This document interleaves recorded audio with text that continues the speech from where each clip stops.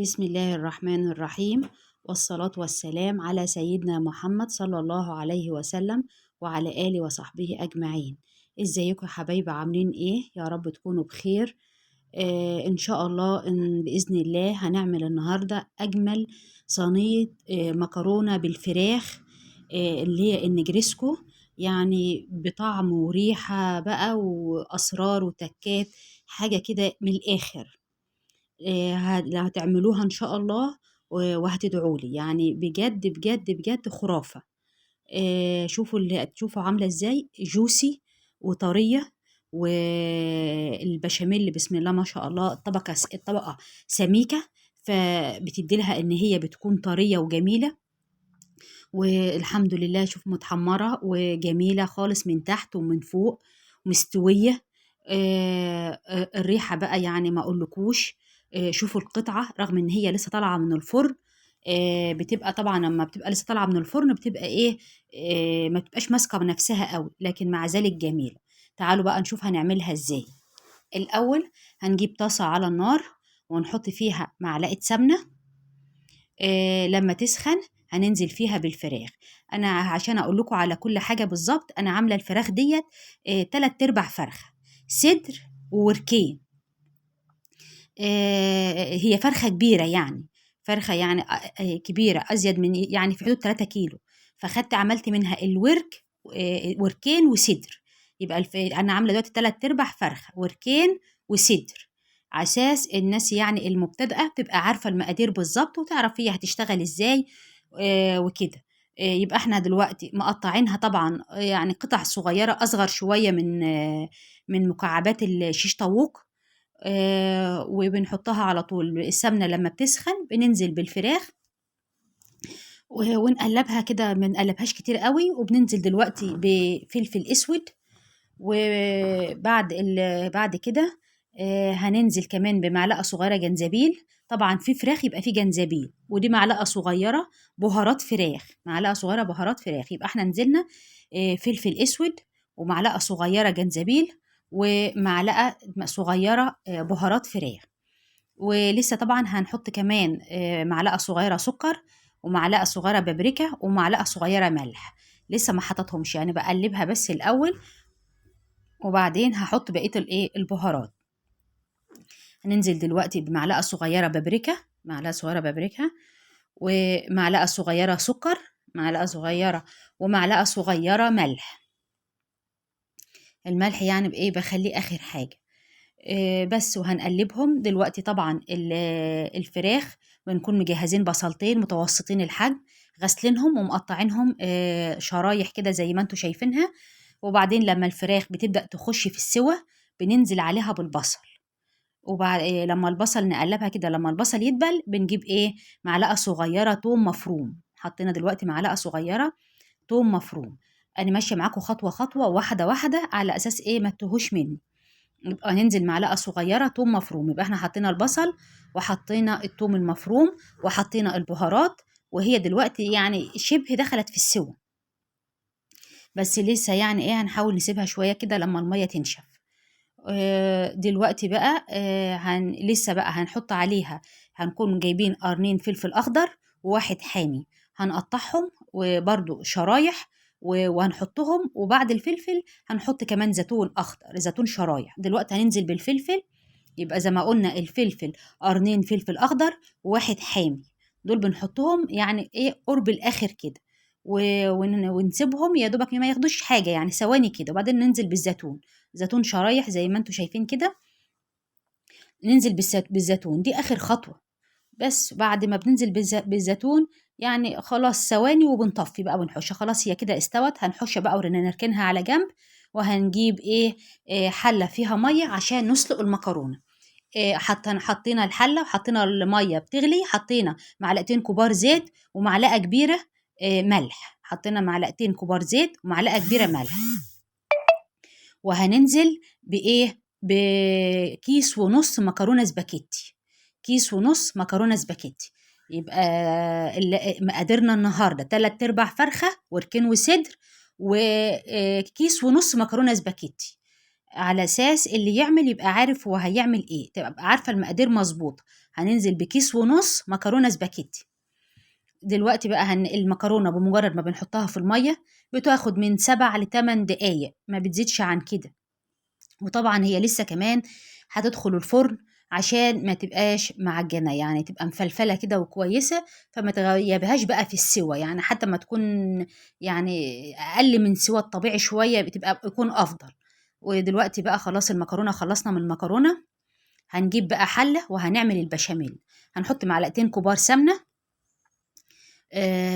احنا عايزين السمنة تغلف كل الدقيق على أساس ما يكلكعش، وهننزل ب4 معالق دقيق.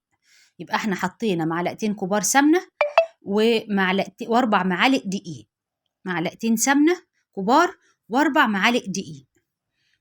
دول هنعمله على أساس احنا هنعمل النهاردة 2 كيلو لبن، يبقى على كيس ونص مكرونة بياخدوا 2 كيلو لبن. وهنحط دلوقتي نص معلقة ملح، هنحطها مع الدقيق والسمنة على أساس الدقيق ما يكلكعش، يعني بمجرد ما بنحط الدقيق والسمنة بننزل بنص معلقة ملح أو معلقة صغيرة ملح على أساس إن الدقيق ما يكلكعش في البشاميل.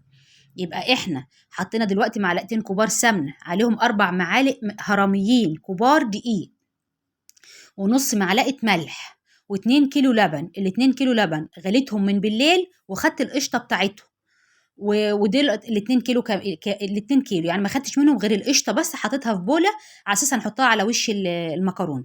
يبقى دول 2 كيلو لبن، يبقى ال2 كيلو لبن عليهم 4 معالق دقيق، يعني معلقه الدقيق عليها كوبايتين لبن، معلقه الدقيق عليها كوبايتين لبن، لان ال2 كيلو لبن عباره عن 8 كوبايات دقيق، 8 كوبايات لبن. انا اسفه، ال2 كيلو لبن يعتبروا هم 8 كوبايات لبن بالعيار كده. دلوقتي البشاميل اهو يعني استوى وجميل، وشايفين ناعم خالص ازاي، ما اتعملتوش لا بالهاند بلندر ولا بالخلاط ولا باي حاجه خالص، مش لا عامل كتل ولا مكلكع ولا حاجه. البشاميل بسم الله ما شاء الله، وسمكه وتقله جميل جدا وريحته جميله خالص وزي الفل. يبقى احنا دلوقتي عاملين كيس ونص مكرونه عليهم 2 كيلو لبن. 2 كيلو لبن، ما خدناش من ال 2 كيلو لبن غير القشطه بتاعت اللبن، القشطه اهي وحطينا عليها بيضه. يبقى دي قشطه اللبن بقى، تغلي اللبن من بالليل وتحطيه في التلاجة، والصبح تجيبيه تاخدي القشطه بتاعته وتاخدي ال 2 كيلو لبن تعملي بهم البشاميل على الكيس ونص مكرونه، على الكيس ونص مكرونه. والبشاميل بناخد قيمه معلقتين كبار بشاميل نحطهم في الصينيه. الصينيه دي يا جماعه اللي هي رقم 3 الكبيره، بيجي الطقم مع بعضه 3 صواني، دي الصينيه التالتة رقم 3 اكبر صينيه، على اساس تبقى مفروده وما تبقاش عاليه. والبشاميل بنقسمه، بنحط نصه في البوله ونصه في الحله، هتشوفوا دلوقتي ليه. يبقى احنا بنقسم البشاميل نصين، نص في البوله ونص في الحله. النص اللي في الحله هننزل عليه بالمكرونه ونقلبها كويس في قلب البشاميل عشان تبقى تتغلف كلها بالبشاميل، عشان المكرونه تتغلف كلها بالبشاميل وتبقى طريه، تبقى جوسي كده وطريه، ما تبقاش ناشفه. عشان المكرونة أي مكرونة بالبشاميل تنجح معاكي لازم تكون البشاميل كتير غرقانة بشاميل، هتلاقيها طبعا إيه طرية وجوسي وطعمها جميل جدا. يبقى هنقلب المكرونة في قلب البشاميل كويس، نغلفها كلها بالبشاميل، والصينية دهناها بشاميل من تحت، والبشاميل اللي ورا في البولة ده هنخليه، هتشوفوه دلوقتي هنعمل بو ايه. دلوقتي بقى هنجيب الصينية وننزل بنص المكرونة، ننزل بالنص، نحاول نفردها كويس، ما تبقاش حتة عالية وحتة واطية، لا نساويها ببعض. ولو في مكان يعني ما فيش فيه مكرونة كتير بناخد كمان قيمة معلقة مكرونة على أساس نساويها كلها زي بعض، تبقى كلها إيه سمك واحد أو علو واحد، ما تبقاش حتة عالية وحتة واطية. دلوقتي احنا بقى بنظبط المكرونة دي، الطبقة اللي تحت بنظبطها ونسويها. أهم حاجة الطبقة اللي تحت تكون متساوية وكويسة على أساس تبقى هي يعني هي اللي بيبقى الحمل عليها، ما تيجي تقطعيها بقى ما بتكون مظبوطة كده بتشيل يعني. وبنظبطها دلوقتي ونخليها كلها كده إيه سوا واحد.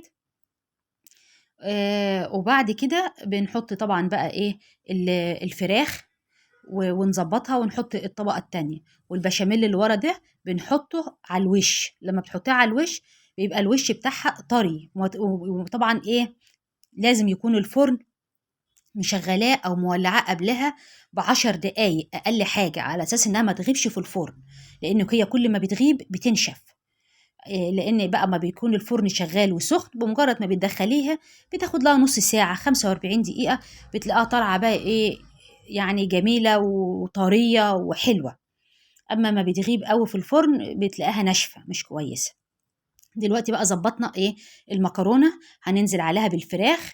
الريحه بتاعت الفراخ ما اقولكوش والله، ريحتها جميله قوي، اللي هي الفراخ اللي معصجينها دي، ريحتها يعني تحفه.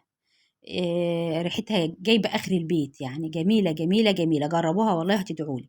احلى صينيه فراخ مكرونه بالفراخ، هتلاقوها هتعجبكم جدا. دلوقتي بقى هنظبطها، وايه، وهنحط شويه جبنه موزاريلا، يعني بتدي لها يعني تيست حلو شويه. احنا عايزينها بقى صينيه فراخ كده متكلفه، يعني حاجه كده من الاخر. هنحط شويه جبنه موزاريلا، والباقي هنخليه نبقى نحطه بقى في الاخر على الوش في الاخر، بس احنا نحط شويه كده معاها جوه يعني. بدي لها ريحه جميله وطعم جميل، يعني تبقى كويسه يعني. وبعدين هننزل ببقيه المكرونه، ونسويها بقى، نسويها كويس خالص، وما نخليش برضو، نخلي كل يعني كلها سوا بعضها، ما فيش حتة عالية وحتة واطية، لا تكون مستوية خالص. دلوقتي سوينا المكرونة، هننزل بقى بالبشاميل هنحطه. شوفوا البشاميل سمكه حلو جميل ازاي، لا هو تقيل ولا هو خفيف. المقادير اللي بقول لكم عليها دي مقادير مظبوطة، تمشوا بيها هترتاحوا خالص، لا هو تقيل ولا هو خفيف، مظبوط جدا، بشاميل مظبوط والله، دي من الآخر يعني. دلوقتي هنظبط بقى البشاميل كده على الوش، وشوفوا البشاميل يعني بسم الله ما شاء الله، يعني طبقة سميكة ازاي، دي بقى اللي بيخليها جميلة، وتلاقيها بقى كده وانت بتقطعيها البشاميل نازل، بتبقى جميلة قوي. وجبنا بقى البولة اللي احنا حاطين فيها القشطة والبيضة وشوية ملح وفلفل اسود، يبقى دي البولة، القشطة بتاعت اللبن اللي احنا حايشينها من على وش اللبن، والبيضة والفلفل الاسود، تضربيهم مع بعض كويس، على اساس ايه، يعني كله يمتزج مع بعضه، ما تبقاش حته فيها بيض وحته ما فيهاش، وعشان كله يتوه، يعني البيض يتوه معالمه في قلب القشطه، والفلفل الاسود طبعا عشان ما يخليش اي ريحه يعني تضايقك. دلوقتي خلاص خلصنا وحطينا القشطه والبيض والملح وفلفل، هننزل بقى بالجبنه الموزاريلا. هنحاول بقى نحط شويه حلوين كده من الجبنه الموزاريلا، الجبنه بتدي لها بقى يعني لون حلو، وبتبقى يعني بتساعد على ان هي يبقى لونها حلو، وفي نفس الوقت بتبقى جميله برضو، بتبقى الجبنه الموزاريلا بتبقى حلوه، بتحط في اي حاجه بصراحه بتبقى كويسه. وطبعا احنا مشغلين الفرن قبلها ب10 دقايق، مش اقل من كده، على اساس انها تدخل الفرن ما تغيبش، تدخل على طول بسم الله ما شاء الله تحمر وتطلعيه. يبقى احنا كده ايه، حطينا الجبنه الموزاريلا والفرن شغال والع من قبلها، وهندخلها بقى الفرن على اعلى درجه حراره، على اعلى درجه حراره. ودلوقتي اهي بسم الله ما شاء الله، بعد ما طلعت من الفرن شوف شكلها عامل ازاي، يعني الشكل بقى والريحه ما اقولكوش والله جميله جدا. هتدوقوها هتدعوا لي بجد، كل اللي دقها قالوا لي جميله قوي قوي قوي قوي والله العظيم. ده جربوها وهتدعوا لي. وما تنسوناش بقى في اللايك والاشتراك في القناه وتفعيل زر الجرس، وتبقوا تقولوا لي ايه رايكم في الوصفات اللي بعملها، وبتتابعوني من اي بلد. وان شاء الله يعني بالف هنا وشفا، يعني هتعجبكم جامد. يعني شوفوا بقى القطعه طالعه بقطعتها جميله ازاي، متماسكه رغم ان هي لسه طالعه من الفرن. يعني انت افضل حاجه اما تكوني عاملاها، تستني بعد ما تطلع من الفرن اقل حاجه نص ساعه، وتيجي بقى تقطعيها، بتطلع القطعه بقطعه، بتبقى طبعا ايه شكلها يعني اشيك يعني. اما دلوقتي عشان مستعجله يعني، وحابه اوريها لكم، وبرده مع ذلك رغم ان هي سخنه، شوفوا طالعه عامله ازاي، والبشاميل نازل بسم الله ما شاء الله عامل ازاي، تحفه. بألف هنا وشفا، ومع ألف ألف ألف سلامة.